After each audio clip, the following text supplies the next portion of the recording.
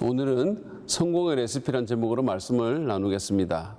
제 아내는 결혼한 후에 각종 음식의 조리법을 적어놓은 자기만의 레시피를 가지고 있었습니다. 그 레시피에 따라 다양한 음식을 만들었고 저는 맛있게 먹었습니다. 요리를 잘 만들기 위해 레시피가 필요하듯이 성공적인 삶을 위해서도 레시피가 필요합니다. 사실 성공을 원하지 않는 사람이 있겠습니까? 다들 성공하기를 원하죠. 그렇지만 안타깝게도 사람들은 무엇이 참된 성공을 만드는지 잘 모릅니다. 레시피가 필요합니다. 감사하게도 하나님은 자기 자녀들이 참으로 성공하기를 원하십니다. 그래서 그분은 성공의 원리를 성경에 적어 놓으셨죠. 오늘 빌립보서 3장 4절부터 11절 말씀을 통해 그 원리를 한번 찾아보도록 하겠습니다. 먼저 첫 번째 성공의 레시피는 자신의 삶에 대해서 올바른 평가를 하십시오라는 겁니다.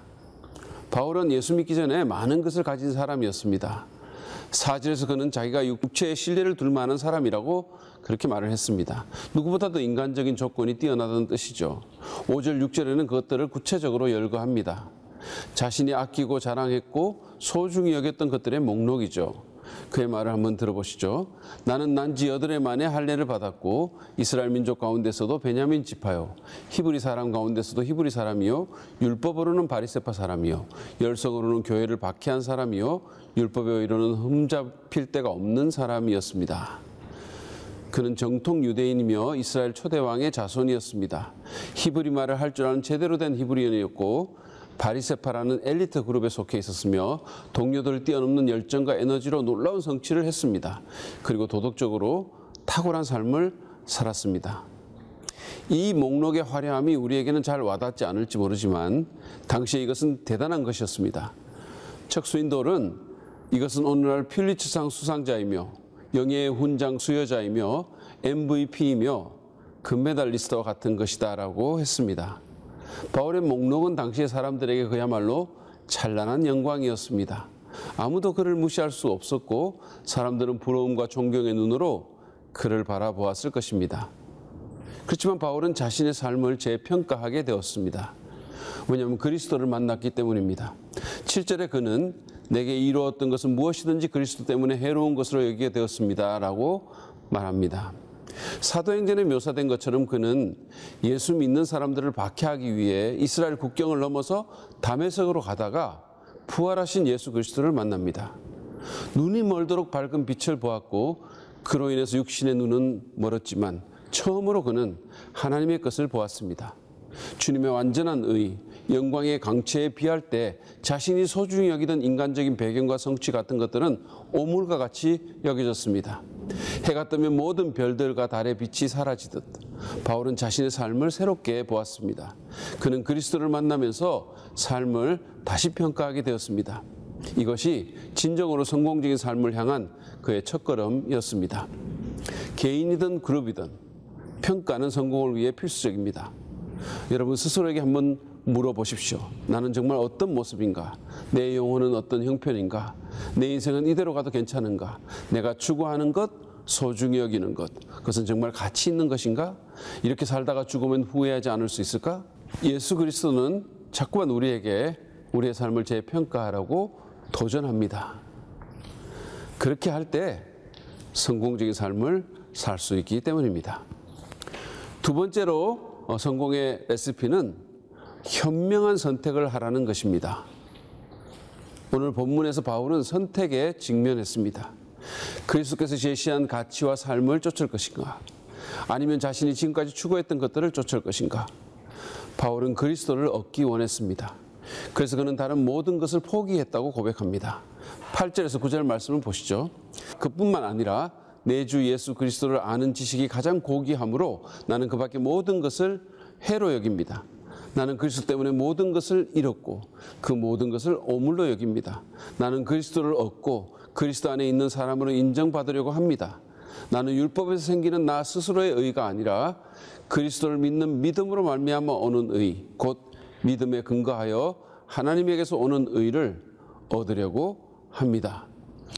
바울은 자신이 열거했던 그런 것들, 자신이 사랑했고 내세웠던 인간적인 배경과 자랑거리들이 영적인 삶의 방해가 되었고 하나님을 반대하는 데 사용됨을 인식하게 되었기 때문에 그런 것들을 포기했습니다. 그리스도의 의와 그분이 맡기신 사명을 위해 지상의 영광과 갈채를 외면했습니다. 이것이 바울의 선택이었습니다. 우리의 인생은 선택을 요구합니다. 그 누구도 모든 것을 다 가질 수는 없습니다. 우리의 시간과 선택 상황은 제한되어 있습니다. 여러분, TV에 200개의 채널이 있어도 의미 있는 시청을 위해서는 하나만을 선택해야 합니다. 때때로 우리는 좋은 것과 나쁜 것 사이에서 선택해야 합니다. 그러나 그런 선택은 비교적 쉽습니다. 그러나 종종 우리는 좋은 것과 더 좋은 것과 가장 좋은 것 가운데서 골라야만 합니다. 최선을 위해 차선을 포기해야 한다는 말인데 이것은 결코 쉽지 않습니다. 그렇기 때문에 아무나 성공적인 삶을 살지 못하는 것이죠. 주님은 그 제자들에게 종종 선택을 요구하셨습니다. 돈과 주님 사이에, 지상의 인간관계와 주님을 따르는 것과의 사이에, 이 땅의 부귀영화와 하나님 나라의 보상 사이에서 제자들은 선택해야 했습니다. 바울이 그랬듯이 그리스도를 얻기 원한다면 우리는 세상적인 삶의 방식을 포기해야 합니다. 최근 여러분이 한 중요한 선택들을 한번 돌아보십시오.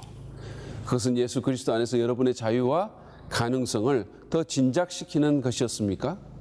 그것은 그저 좋은 것이나 차선이 아니라 최선의 선택이었습니까?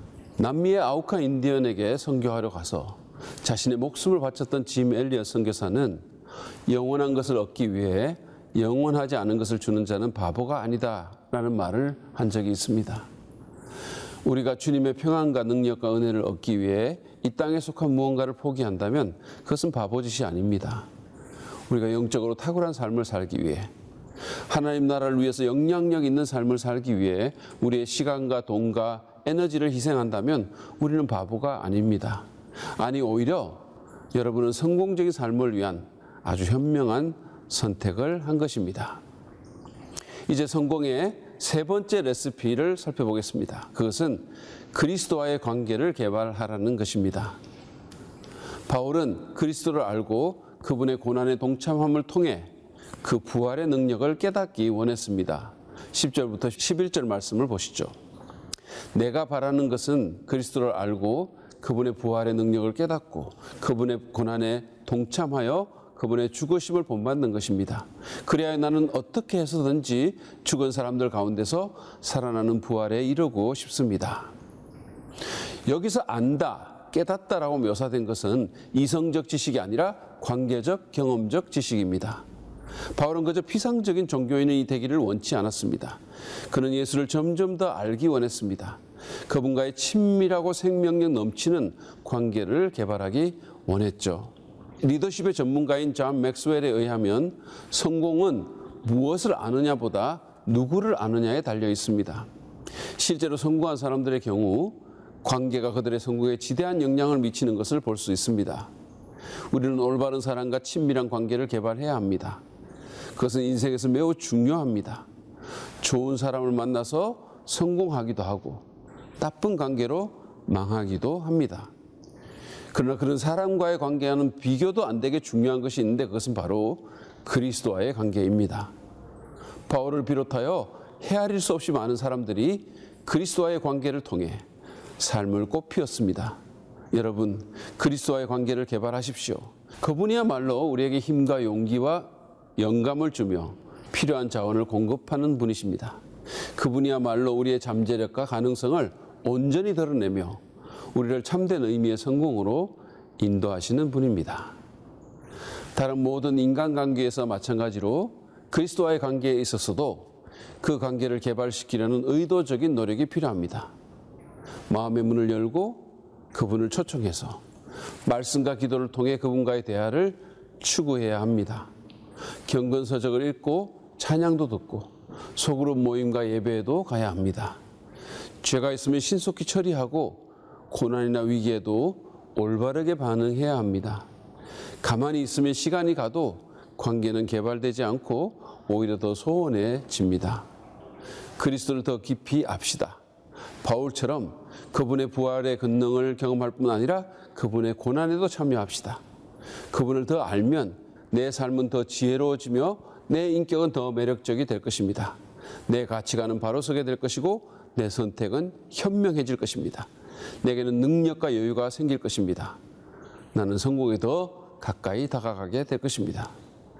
여러분, 만약에 바울이 그냥 그대로 살았다면 어떻게 되었을까요? 높은 지위를 얻고 뛰어난 유대교 학자가 되었을지 모릅니다. 경제적으로 풍족한 삶을 살며 당대 사람의 인정을 받았을지도 모릅니다. 그러나 그것으로 다였겠죠. 그는 역사와 함께 잊혀졌을 것이고 지금의 바울은 없었을 것입니다. 그러나 그가 자신의 인생을 새롭게 평가했기 때문에, 하나님 보시기에 최상의 선택을 했기 때문에, 그리고 그리스도와의 친밀한 관계를 개발했기 때문에 그의 인생은 참으로 성공적인 인생이 되었습니다. 그로 인해서 헤아릴 수 없는 삶이 변화되었고 전 세계의 교회가 세워졌고, 그의 편지는 지금까지 남아서 사람들에게 영감과 교훈과 지침을 주고 있는 것입니다. 그는 영원에 지울 수 없는 흔적을 남긴 그런 삶을 산 것입니다. 여러분도 그런 삶을 살 수 있기를 바랍니다.